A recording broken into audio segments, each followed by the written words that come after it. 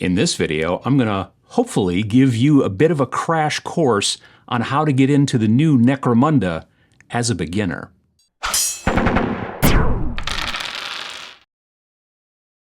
You might have noticed that Games Workshop has released a new version of their sci-fi skirmish game Necromunda recently.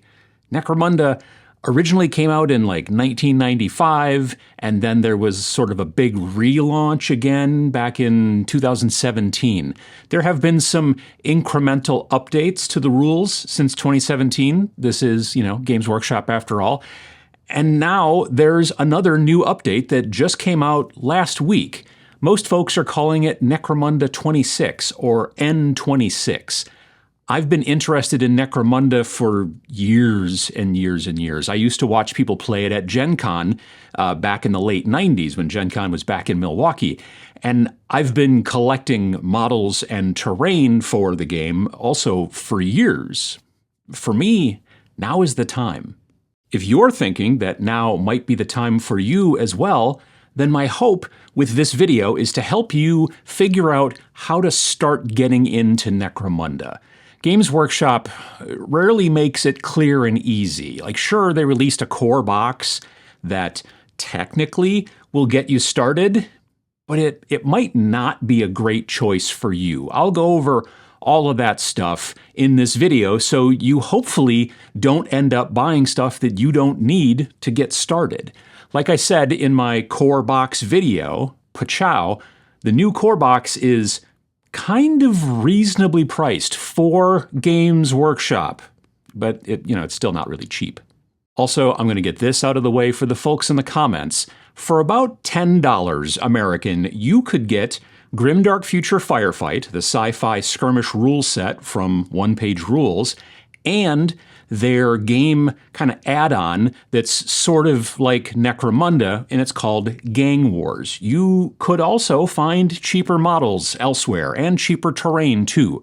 This has always been a given, right? Like, this video is for people that want to get into Necromunda itself. Maybe their friends all already play, or they just really love the lore, or maybe the art or the models or whatever. If you want to play Necromunda, I'm going to try and help with that. If you just want a sci-fi skirmish game, well, there are tons of other choices to be sure. To start, it's probably best if you get the core rulebook. It retails for $53 and is about 168 pages or so. It's considerably clearer and easier to find things in than the last edition, known as N23, and it's also not 330 pages like that book is. Unwieldy is what that book was. But this book has all the rules on how to play and how to build your gang and how to get your gang to level up as you play a campaign. Campaigns are the coolest way to play Necromunda, in my opinion. This game is not a super competitive tournament game, right? It's something that you play for fun, and over time, your gang gets more powerful, except for the gangers who die. Now we have a bit of a kind of a chicken and egg situation. It's time to pick your first gang. However, how do you know which gang you want, right? If you don't have one of the gang books, then how do you know which gangs you want? And how do you know which gang you want if you haven't been able to, because you got to buy, the books are different. There's two gang books, right, that were released also last week. One is called Gangs of the Underhives, and the other one is called Gangs of the Outlands. One book is for the gangs that mostly live in the hives, and the other book is for the gangs that don't. Unless you love books and love spending money, I'd tell you not to buy both of these books if this is your first rodeo, right? If you've already been playing for a long time, you might buy books, both of them, but otherwise you probably want to pick one or the other. Your best bet is to do your own research. Look through the GW website at all the available gangs and pick the one that you like the look of best, or read some of the lore, or check with your friends and pick something that no one else in your group is playing already, or whatever. Once you've picked your gang, then you need to get your book. If you want Cawdor, which are basically kind of the religious zealots that dig through the garbage, or Dalak, who are the sort of spooky guys who spy on everybody and they love long coats, or Escher, who are all female, gang, and they're also really into chems. And I don't mean like, cleaning chemicals. I mean chems, or Goliath, who are also into chems, but they're more into taking those chems and getting like totally swole. Orlok, which are basically miners. And I don't mean young folks. I mean people who mine, that kind of thing. And then there's Van Saar, who are like the super techie guys with a terrible secret. The Palanite Enforcers are cops, basically. Venator gangs are basically bounty hunters. And then there's the corpse grinder cults, who are just basically weird cannibals, as far as I can tell. So you've got all of those in the, the first Gangs of the Underhive book. So if you're looking for one of those, that's the book that you want. Pretty much everything else is in the other book called Gangs of the Outlands. You got the Outcasts, you got the Free Ogren, Gene Stealer cults, Chaos Helots, Malstrains, Spire Hunters, Ironhead Squats, Ashwaste Nomads, all kinds of stuff like that. These books also cost $53 each, so I'd tell you to pick a gang and then buy one of the books, depending on which one that you which one that you wanted, the gang that you bought. And then I wouldn't buy both books just to figure out which gang you want. I would really try to figure out what gang and then buy the book, but you do you. At this point, you need to start buying models. Now, this is not a competitive GW game, like I said. And so there's not lots of like big events and official tournaments at conventions and stuff. So therefore, you don't have to buy the official Necromunda models. Odds are that you're probably playing with your friends, or some people at the shop or whatever like that. So you can kit bash stuff. You can probably 3D print stuff. You can use whichever minis that you like. A mixture of like Stargrave and Frostgrave plastic minis would do really well for some of the gangs, like especially like Orlok. I think you'd see that with Cawdor as well, and some others and all that kind of stuff. And I just had a person in the comments of my video that I did recently about the Damned Army, Pachow. I had a person ask if the models in that box would be good for Necromunda, and I think personally they'd be great for the Venators, the bounty hunter folks, or maybe Chaos Helots, most likely. However, I think that Games Workshop's Necromunda models are some of the best models that they make, bar none. I've been buying Necromunda models for years and using them for other games and like kit bashing and all kinds of stuff like that. And also, again, they're kind of reasonably priced, again, for Games Workshop prices. Because you generally get like 8 to 10 models in a gang box for about $53, which very frequently Space Marines and all kinds of stuff like that cost a good deal more. It's weird though, it's $53 again. They have this weird fixation on $53 for like the books and all that kind of stuff. But anyway, they usually have plenty of options in each box, as well as like different weapons to swap out and all that kind of stuff. In most situations, a single gang box will get you going as your first start to build your gang. As your gang progresses, though, through a campaign, you may need to add more folks later. Something new that Necromunda is doing with the release of N26, crew boxes. These are basically like 2 gang boxes and a set of weapon upgrades all in one package. For example, in the Cawdor crew box, you get the Cawdor gang box, the Redemptionist gang box. They're kind of like a sub-faction of the Cawdor who are like really, really, really zealots, and they also really love fire.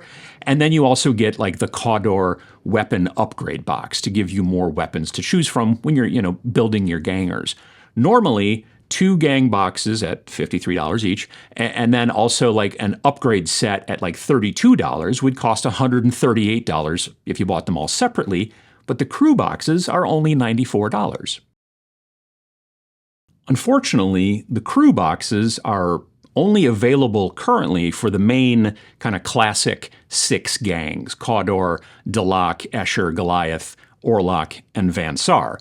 If you wanted to play like Ashwaste Nomads, for example, then you'd need to buy stuff a bit more separately because they don't make a crew box, at least not right now. But maybe they'll add more crew boxes down the road. We'll see. Either way, The crew boxes are easier and cheaper if you want to get into a specific gang and if it's one of the main houses, right? But again, you could always use whatever models you want, especially with some of the weirder Outlander gangs. There are some other things you need to play Necromunda as well. Generally, you need templates, 2 circular blast markers and 1 kind of teardrop-shaped one. These were standard in Warhammer 40k until like 8th edition, I think. So maybe you still have some if you used to play, 40k back in the day, or you can get some from a friend. Otherwise, you can get them on the GW website as kind of like an online-only purchase, or probably off of eBay or something like that. You could have also potentially 3D print them as well. You also need a set of custom dice. I'm generally not into custom dice, but these custom dice have pretty much been the same since like 1995, so, whatever. You might be able to get these at your local shop, maybe, or if not, you can also get them, online, again, online only, not probably in a GW shop, but you could get them online only on the GW website. There's also plastic tokens to track different, states like, oh, this person is injured, this person is wounded, this person, all that kind of stuff. And there's also tactics and scenarios cards, which are all kind of nice to have. But with a bit of work, you could make your own. Like, you could make your own little tokens, you could make your own cards. Most of that information is in the book, so you don't need them. They're nice to haves. They're also available to buy separately online as well. However, do you remember I mentioned the core box in the beginning of this video and how it might not be useful to you? It comes with an Escher gang and a Goliath gang. Both gangs are all new sculpts in this box, but if you don't want to play those forces, then maybe the box isn't a good idea for you. However, if you want the book, the dice, the templates, the plastic tokens, and both of the card sets, and you bought all that stuff separately off the website, that will all cost you a $170, shopping cart at the end of your transaction. Instead, the core box comes with all that stuff and costs $165 retail. And it comes with the Escher gang and the Goliath box, and also even that sad little terrain sprue with the pipes and all that stuff. So, if you don't have any of the other stuff from before, the dice, the templates, the markers, and all that kind of stuff, and you need you do need the new book, and the cards and stuff are also nice and all that, it's not the worst idea in the world to get the box for $165. If you want either of the gangs in that box, well, then it's a no-brainer. Or if you have a friend who wants either of those gangs, maybe you can sell them to them or maybe trade with them or something like that. If you're starting out completely from scratch, then the box isn't terrible, especially if either of the gangs are, to your liking. Lastly, terrain. There's a lot of options out there for Necromunda terrain. Necromunda can be played on pretty much any terrain, but it is best, in my opinion, if there are at least kind of multiple levels and maybe some walkways and stuff like that. You can use normal 40k style ruins that you might already have and maybe just connect them via some like makeshift walkways, and that'll work great. You want the walkways and the levels because there's a lot of rules in Necromunda for being knocked off of walkways and shot off of walkways and being pushed off of walkways or whatever. And so playing on just a completely flat mat sort of removes a lot of the Necromunda experience. Generally, you want to play on like a 3x3 or maybe 4x4 foot board, according to the book. But you can easily play on smaller or larger battlefields if you want, again, as per the book. If you want to get really fancy, the Zone Mortalis terrain system from Games Workshop was pretty much purpose-made for Necromunda, but beware, it's really expensive, kind of. It's also really kind of addictive as well. I'm planning to hopefully have enough of these 1-foot tiles done by the end of this year, 2026, to make a 3-foot by 3-foot board. And I'm pretty sure that I'm going to make it. I have 7 of them all built. 2 of them are painted and they've got some rust wash and they need more detailing. 2 of them are painted and don't have the rust wash. And then 3 of them are just built and haven't been primed or painted yet. After that, then I'm just going to need to make 7 more tiles to be able to do a 4x4 board in the future. Again, you can use whatever kind of terrain you want. There's tons of like MDF and 3D printed solutions out there. And of course, you can always scratch build pieces to your heart's content. Most of these battles take place in the underhive, right? Like, which is in the hive, but it's kind of underneath. So maybe check out some artwork of the underhive, online. There's all kinds of different pieces of artwork to take a look at on the internet, or check out some of the different GW video games like Darktide. That can give you a lot of cool ideas. Necromunda Hired Guns, which is not necessarily anywhere near as good as Darktide, but it's got a lot of visuals, and then Necromunda Underhive Wars, which is probably the worst of the 3, but still, it gives you a lot of like background and stuff to look at, right? And so you can get some inspiration from video games like that. You don't have to buy them necessarily, you can just watch YouTube videos about them, and that might help. But again, some normal, just ruined, like sci-fi buildings with some walkways that you build out of like card and leftover sprue and stuff like that, those will also be perfectly fine. I've been interested in Necromunda since it first came out back in 1995, but I never got the chance to get into it. In the beginning, it was mostly because of money, right? And then later, it was the rules and how kind of dense and opaque that they were. But now, the new N26 rules are a bit simpler without being like completely stripped down, and me and a few friends are jumping in. I already have a Cawdor gang painted and ready to go, and I'm probably going to start working on a second gang soon after I get my like 3x3 terrain board finished, hopefully before, again, like I said, the end of the year. If you're looking for an online gang builder website to help you build your gang, I prefer mundamanager.com. It's, I think, really intuitive. I hope this video has helped you to decide if you want to take the plunge and get into Necromunda 26 or not. Like I said, Games Workshop doesn't make it particularly clear sometimes, so I wanted to make this video to help answer some questions about getting into the game. Do you have some questions that I didn't cover? Like, this was like a pretty surface level kind of video, and I'm not sure I can answer like really in-depth questions in the comments, but maybe someone else can in the comments down below. So leave your questions down there if you're interested. And if you're down there, if you like videos like this, hit the like button. A little depressmentation of the like button or the hype button on mobile always helps the channel, and I always appreciate it. While you're down there pushing buttons, if you're not already subscribed, you should try that as well. It will get these videos pushed in front of you every single Friday, and it's free. Thanks for watching.